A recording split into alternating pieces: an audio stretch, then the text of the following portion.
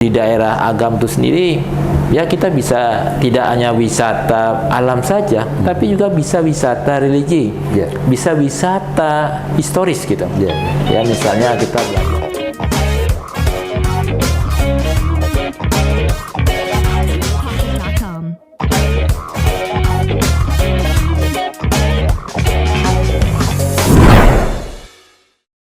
Assalamualaikum warahmatullahi wabarakatuh.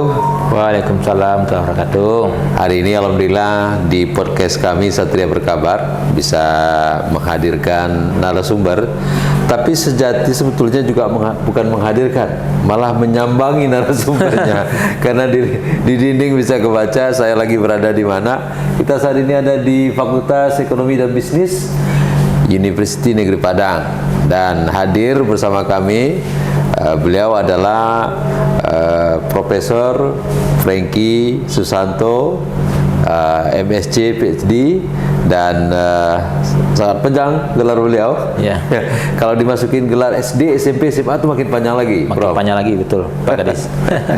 Merasa bangga hari ini karena saya bisa bertemu langsung dengan beliau, Profesor Franky, dan ada hal-hal yang menarik yang ingin kita berbagi dalam momen ini.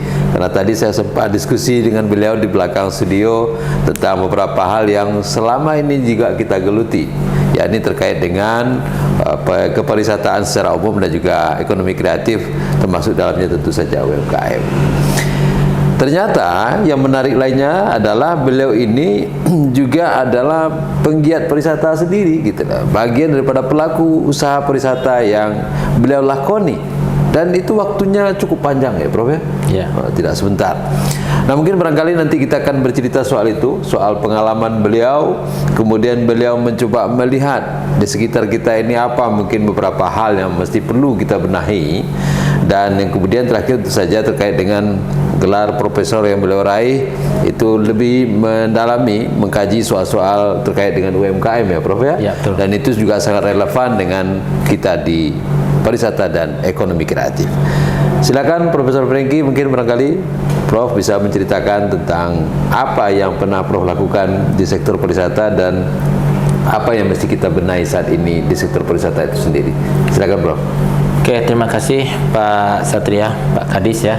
Sektor pariwisata Kabupaten Agam nih, ini menarik sekali nih, karena sudah masuk di podcast beliau ya. Jadi memang kedatangan beliau ke Fakultas Ekonomi dan Bisnis dan juga diundang untuk podcast beliau, ini sesuatu yang menarik bagi kami ya di Fakultas Ekonomi dan Bisnis.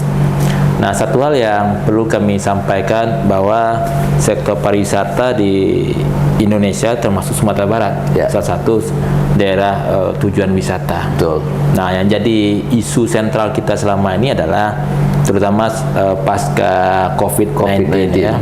Jadi kalau kita lihat data dari Kementerian Kreatif dan Pariwisata ya, 40% itu sektor pariwisata itu tutup ya, gulung tikar ya, karena tidak mampu bertahan. Nah, salah satu penyebabnya tentu selain tidak adanya kesempatan untuk datangnya pariwisata-wisata baik itu domestik maupun mancanegara ya, tentu tidak ada napas atau energi yang dimiliki oleh sektor pariwisata untuk menjalankan usahanya.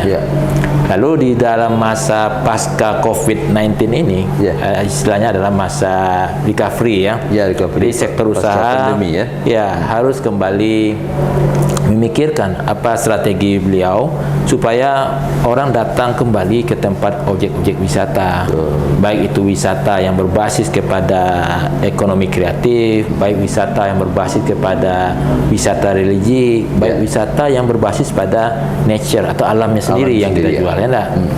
Nah, saya melihat di Kabupaten Agam ya, ini tempatnya Pak Kadis berdinas, itu adalah daerah yang sangat didukung dengan faktor alamnya Pak.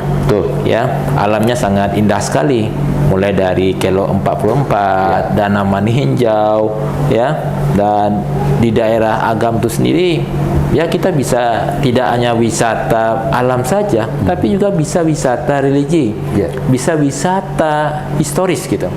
Ya, misalnya kita belajar tentang Buya Hamka. Betul. Beliau adalah seorang tokoh besar yang besarnya bukan di Indonesia saja, tapi di mancanegara. Iya, saya pernah lihat di Malaysia misalnya. Di Malaysia ya, Bro, ya. Ya, di Malaysia itu Prof, tokoh-tokoh pendidikan di sana, beliau sangat mengagumi Buya Hamka, termasuk para pelajar-pelajar dari level rendah, ya, SD sampai dengan perguruan tinggi, beliau mengagumi sosok Buya Hamka ini. Jadi di sektor pendidikan, dimulai dari pendidikan dasar sampai pendidikan tinggi itu belajar tentang Buya Hamka juga. Tentang Buya Hamka juga. Jadi makanya kita tidak heran kenapa dalam perpustakaan di Malaysia itu banyak kita temui buku-buku karangan Buya Hamka, termasuk di toko-toko besar di Malaysia, toko buku besar ya. Kita mudah menemukan buku-buku karangan Buya Hamka, baik novel dan sebagainya, baik itu novel maupun buku-buku tafsir dan sebagainya yang beliau lahirkan. Nah, ini merupakan sebuah potensi yang kita miliki sebenarnya. Artinya apa? Kita bisa melahirkan sebuah sektor pariwisata berbasis pada aspek religinya, aspek historisnya. Ada ya. Ya, habis itu tentu didukung dengan faktor alam. Karena beliau lahir di daerah yang sangat indah, ya enggak? Di Sungai Batang ya, Bro. Sungai Batang ya, Pak Kadis, Sungai Batang. Dan Sungai Batang itu daerah pinggir danau meninjau, ya, dengan alam yang indah. Tentu tinggal kita sekarang mengemasnya. Seperti apa kita mengemas tiga komponen ini, religi, alam, dan historis. Kita satukan dalam satu konsep wisata. Ya, makanya di sini perlu adanya sebuah namanya entrepreneurial kompetensi. Ya, kompetensi kewirausahaan, ya, kompetensi kepengusahaan. Dia ada dua, kompetensi kewirausahaan dan kompetensi kepengusahaan.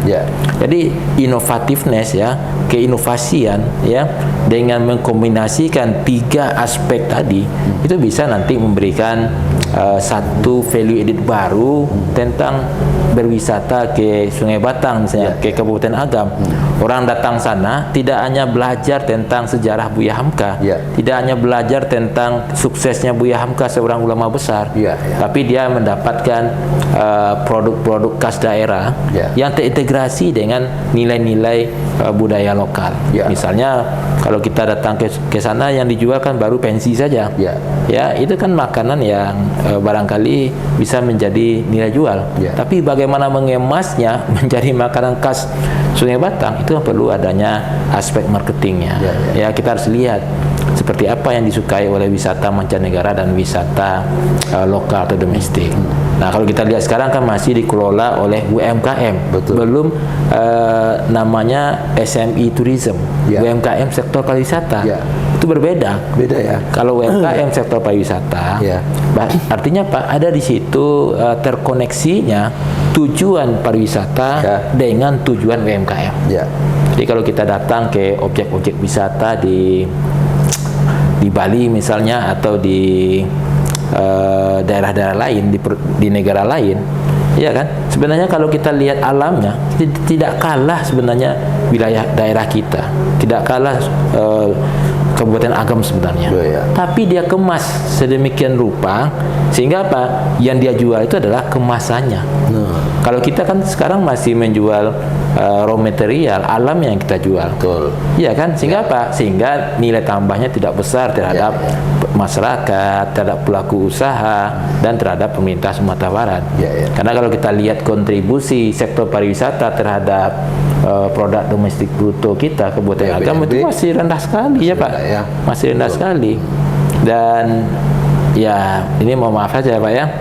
Ini adalah sebuah potensi yang bisa kita tingkatkan lagi, ya, untuk menambah PDB kita. Nah, itu barangkali yang menjadi catatan-catatannya Pak. Jadi bagaimana kita meningkatkan keinovasian kita, keproaktifan kita, keberanian mengambil risiko, keagresifan kita, dan otonomi dalam mengelola sektor pariwisata yang terintegrasi ini memang dimulai dari membangun kesadaran. Mulai dari awareness-nya dulu. Awareness-nya dulu yang kita tingkatkan. Baik itu pelakunya, baik itu pemerintahnya, maupun juga semua stakeholder yang terkait di sana, Pak. Jadi itu yang pertama dulu, Pak. Jadi baru kita nanti setelah punya awareness, ya, kesadaran daerah wisata, baru kita bisa mengemasnya lebih baik lagi. Saya pikir seperti itu, Pak. Ya, secara umum dulu ya, Pak. Keren sekali Profesor Franky menjelaskan kepada kita bersama, merunut dari pasca pandemi COVID-19. Semua usaha terutama sektor pariwisata mengalami drop, ya. Nah, sekarang untuk kebangkitan itu memang perlu sebuah inovasi-inovasi. Beliau mencontohkan juga Kabupaten Agam yang beliau sangat tahu persis karena beliau adalah anak nagari orang Agam, gitu ya. Dan di sana beliau menceritakan Sungai Batang misalnya dengan memadukan konsep terhadap yang 3 potensi yang beliau sampaikan tadi, ada religi, ada histori, ada daya tarik alam, dan itu kita dipadukan menjadi satu.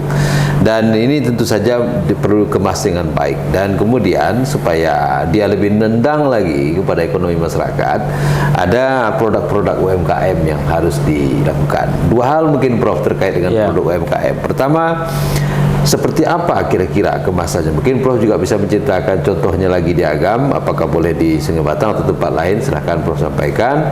Kemudian ada keluhan dari teman-teman UMKM ini soal pasar, peluang memasarkan. Ini berproduksi mereka bisa melakukan, tapi peluang pasar mereka masih sangat sulit mereka lakukan, terutama pasca COVID-19, karena wisatawan mancanegara otomatis hingga saat ini masih terbatas untuk masuk ke beberapa negara yang menjadi tujuan wisata, dan kita hanya mengandalkan sekarang betul-betul dari Malaysia sebagai tetangga kita yang masuk lewat darat maupun lewat darat untuk berkunjung ke tempat kita. Jadi 2 hal itu, Prof, mungkin berkali dikaitkan dengan cara nendangnya tadi supaya bisa menilai ekonomi yang kuat dengan masyarakat kita, terutama di lokasi wisata. Yang kedua, strategi pemasaran apa yang bisa kita lakukan supaya lebih tepat sasaran gitu. Silakan, Prof. Ya, ini menarik sekali pertanyaannya, ya. Jadi bagaimana UMKM ini bisa bertahan di masa COVID ini, ya, di masa pasca COVID. Jadi UMKM yang bertahan sekarang itu sebenarnya adalah UMKM yang sudah melakukan namanya resiliensi. Ya, resilience artinya dia punya daya tahan yang kuat. Kenapa? Karena dia melakukan namanya transformasi digital. Jadi makanya program pemerintah yang dicetuskan oleh kementerian, pemerintah daerah dan sebagainya, Go Online, ya, Go UMKM, digital dan sebagainya, itu kan tidak terlepas dari merubah mindset pelaku UMKM kita. Kita tahu bahwa pemerintah sangat berinisiatif sekali dan menjaga bagaimana pelaku-pelaku UMKM kita sebagai leading sektor perekonomian kita ini bisa bertahan. Karena ini terkait juga lapangan pekerjaan, ini terkait juga daya saing ekonomi kita dan sebagainya. Karena UMKM kan fondasi ekonomi kita sebenarnya. Nah, jadi 40% UMKM yang mampu bertahan itu, Pak Kadis, itu adalah UMKM yang sudah bertransformasi dari traditional approach ke digital approach. Jadi perlu sekali. Kenapa? Karena sekurang-kurangnya dengan adanya sosial media yang bisnis, baik itu Instagram, YouTube, Facebook, ya, LinkedIn dan sebagainya, itu adalah media yang gratis yang bisa digunakan oleh pelaku UMKM.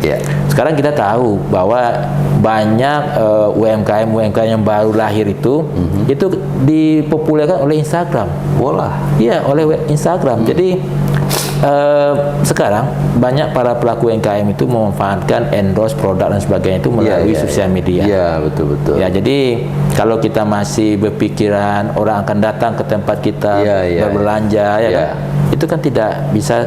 Mungkin seorang konsumen datang ke satu tempat untuk berwisata 1 kali dalam 1 tahun. Tidak akan selalu sering begitu. Itu paling cepat 1 kali 1 tahun. Bisa 3 tahun, 4 tahun, atau bisa 1 kali saja ke satu tempat. Ya kan? Nah, lalu bagaimana kita bisa mempertahankan sektor UMKM kita, sektor pariwisata kita, ya tentu kita perlu menciptakan inovasi. Inovasinya apa? UMKM perlu go digital. Makanya sekarang kalau orang bicara, kalau kita mau produk dari daerah lain, orang akan cari di Instagram, orang akan cari di Facebook, orang akan cari di YouTube, ya kan? Sebelum masuk ke marketplace. Ya, kalau di Indonesia kan ada Shopee, ada Lazada dan sebagainya kan, itu marketplace yang harus menjembatani produk-produk UMKM tadi bisa go online. Jadi paling sederhananya adalah dengan adanya Gojek itu, itu kan sudah membantu UMKM untuk bisa bertahan. Tapi kalau UMKM-nya tidak sadar tentang perubahan, tidak mau melakukan go online, ya tentu pasarnya masih terbatas. Jadi kita perlu adanya bertransformasi ke go online itu adalah memperluas cakupan pasar kita. Ya, tidak hanya lokal tapi juga regional dan termasuk juga mancanegara. Jadi sekarang itu yang perlu diingat bagi pelaku UMKM kita, tidak lagi batas yang jelas antar satu daerah, satu negara dengan negara lain. Tidak mengenal batas administrasi. Tidak mengenal batas lagi. Jadi sekarang itu sudah bahasa lainnya itu kita sudah disatukan oleh teknologi. Jadi kalau Pak Kadis mau produk dari Cina, itu kan bisa cari di marketplace, bisa dicari di Instagram, bisa dicari di sosial media. Nah, kenapa produk UMKM kita tidak seperti itu juga? Jadi kita dorong pelaku-pelaku UMKM kita itu ya supaya mereka mau bertransformasi dari pemasaran tradisional menuju pemasaran digital. Jadi itulah peran dari pemerintah ya, merubah mindset pelaku UMKM kita sehingga dia punya budaya kerja yang berbasis kepada digitalisasi. Bro. Itu barangkali strateginya. Dan kita paham pelaku UMKM kita itu dia mau seperti itu. Cuman yang jadi persoalan adalah masalah kompetensi, masalah kesempatan dan sebagainya. Jadi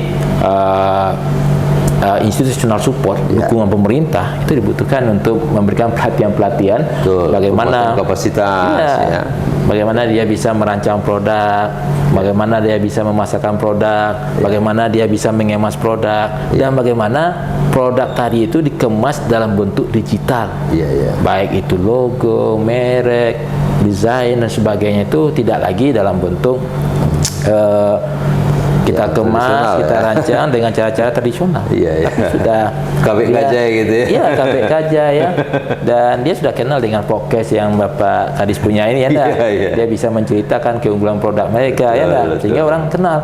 Kalau mau makan kerupuk Sanjay, itu harusnya dari daerah ini. Kalau mau makan pensi yang enak dan original harusnya dari daerah Meninjau. Kalau mau makan ubi kayu yang rasanya gurih, nah itu di daerah Agam misalnya. Nah itu dengan hadir di sosial media, dengan hadir di YouTube, dengan hadir di berbagai online yang tersedia. Begitu Pak. Mungkin itu tidak sulit kalau ada dukungan kuat dari pemerintah ya Pak ya. Apalagi pemerintah sangat gencol, sangat bersemangat ya untuk membantu UMKM dalam transformasi digital. Jadi resepnya yang beliau sampaikan tadi adalah pemasaran digital, tentang bagaimana memasarkan produk-produk ekonomi kreatif dan juga UMKM melalui digital. Ini juga sebuah pembelajaran sebetulnya ketika kita dilanda pandemi COVID-19 di mana orang harus menjaga jarak, tidak boleh kemana-mana, di rumah aja, sementara kebutuhan pokok itu harus dipenuhi. Maka ini menjadi sebuah inspirasi bagi pelaku UMKM harusnya dalam bertransaksi setelah ini melalui dunia digital. Ini terakhir Prof.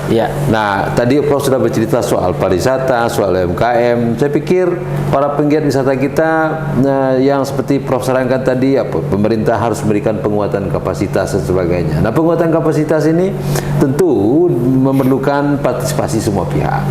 Dan pentahelik pariwisata menurut saya sampai saat ini masih resep yang ampuh untuk berbicara soal kolaborasi, bagaimana meningkatkan kapasitas daripada penggiat wisata, UMKM maupun ekonomi kreatif. UNP ini terutama Fakultas Ekonomi dan Bisnis yang Prof adalah handle bersama teman-teman di sini memberikan peluang untuk peningkatan kapasitas nggak bagi para penggiat wisata kita maupun ekonomi kreatif? Kalau iya, caranya bagaimana? Gitu, Oke. Prof. Ya, ini menarik sekali pertanyaan Pak Kadis nih ya, bahwa meningkatkan kapasitas pelaku UMKM kita itu kan juga tanggung jawab dari perguruan tinggi. Ya. Ya, termasuk dengan pemerintah bersama-sama ya. Betul. Nah, kita di perguruan tinggi kan punya sumber daya Ya. yang memiliki pemahaman secara teoritis bagaimana mengelola sektor UMKM ini, bagaimana mentransformasi pengetahuan yang dimiliki supaya UMKM kita ini bisa naik kelas. Jadi UMKM naik kelas itu perguruan tinggi punya peran. Jadi tidak hanya anak sekolah yang naik kelas ya, UMKM juga naik kelas. UMKM harus naik kelas juga. Jadi karena naik kelas, kita di perguruan tinggi kan ada berbagai macam program. Ada namanya pengabdian masyarakat, ada namanya desa binaan, ada namanya UMKM binaan, yang mana nanti di Fakultas Ekonomi khususnya dan bisnis kita punya inkubasi bisnis. Kita undang para pelaku UMKM yang ada di daerah kita datang ke sini. Kalau namanya inkubasi kan tempat kita menghangatkan, tempat kita melahirkan. Dari prematur menjadi normal. Jadi normal ya. Kita siap untuk membantu seperti itu. Jadi UMKM yang ada di tempat di Kabupaten Agam misalnya, ada yang mau diinkubasi, kita siapkan dari Fakultas Ekonomi. Kita punya pakar-pakar di bidang marketing, pakar-pakar di bidang SDM, pakar-pakar di bidang ekonomi, di bidang pendidikan ekonomi ya. Bagaimana melatih UMKM ini supaya bisa lari lebih cepat lagi. Jadi perguruan tinggi adalah jangan seperti Menara Gading ya. Inovasi jauh di perguruan tinggi tapi sektor UMKM-nya tidak berkembang ya. Harusnya ya inovasi mengikuti perkembangan sektor UMKM.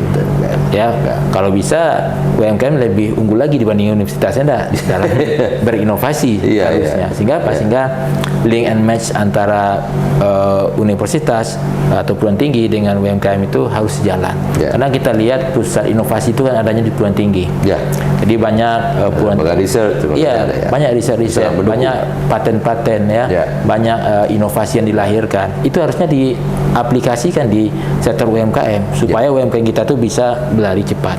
Dan kita tahu seperti Jepang, seperti Cina, dan negara-negara lain yang membantu UMKM-nya adalah inovasi-inovasi yang dilahirkan melalui riset di perguruan tinggi. Dan kita tentu ingin juga di Universitas Negeri Padang ini berbagai temuan riset, berbagai inovasi yang ada diaplikasikan di industri, diaplikasikan di sektor UMKM.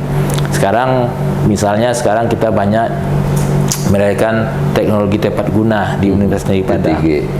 Itu bisa diaplikasikan sektor UMKM untuk membantu efisiensi proses produksi, meningkatkan daya saing. Karena kalau kita bersaing itu kan yang jadi kenapa lemah? Karena harga jual kita lebih tinggi dibandingkan harga kompetitor. Nah, apa yang kita perbaiki? Tentu prosesnya yang harus kita perbaiki. Tidak cukup hanya kemasan yang bagus tapi berbiaya tinggi. Itu tidak bisa juga kita. Nanti harganya jadi melambung. Tidak bisa juga kita kompetitif dibandingkan kompetitor kita. Kita contohkan produk Cina. Jauh-jauh dari Cina sampai di sini masih murah juga. Masih juga. Kenapa? Karena dia berproduksi pada titik biaya produksi. Pada harga, artinya pada titik optimum. Kita masih berproduksi pada skalanya belum skala optimum. Nah, ini yang menjadi catatan-catatan kita untuk mengembangkan sektor UMKM. Barangkali begitu, Pak. Terima kasih Prof sudah memberikan tipsnya tentang bagaimana menyikapi pariwisata ke depan pasca pandemi COVID-19 dan juga strategi-strategi marketing bagi usaha UMKM memanfaatkan media digital dalam rangka mempermudah ataupun jejaring pemasaran yang lebih luas lagi untuk usaha-usaha UMKM. Jelas beliau cerita tadi, UNP sebagai perguruan tinggi di Sumatera Barat siap untuk bergandeng tangan bersama-sama dengan penggiat wisata dan juga ekonomi kreatif serta UMKM guna memajukan usaha mereka, memberikan penguatan kapasitas dan memberikan solusi-solusi. Karena di sini juga ada beliau punya inkubator. Kita ada inkubator bisnis. Inkubator bisnis. Dan terakhir tadi beliau juga menjelaskan soal packaging yang harus dikemas sedemikian rupa tapi tidak menambah biaya yang tinggi terhadap nilai produk itu. Nilainya bertambah karena memang packagingnya bagus, tapi harganya tetap berada di posisi yang bersaing di pasaran internasional dan global ini. Ya. Itu saja mungkin barangkali beberapa tips dari beliau kali ini. Terima kasih Prof sudah menjadi bintang tamu dan langsung memanfaatkan ruangan beliau untuk podcast kita di edisi kali ini. Mohon maaf atas segala kekurangan, kita jumpa di lain waktu. Assalamualaikum warahmatullahi wabarakatuh. See you and bye.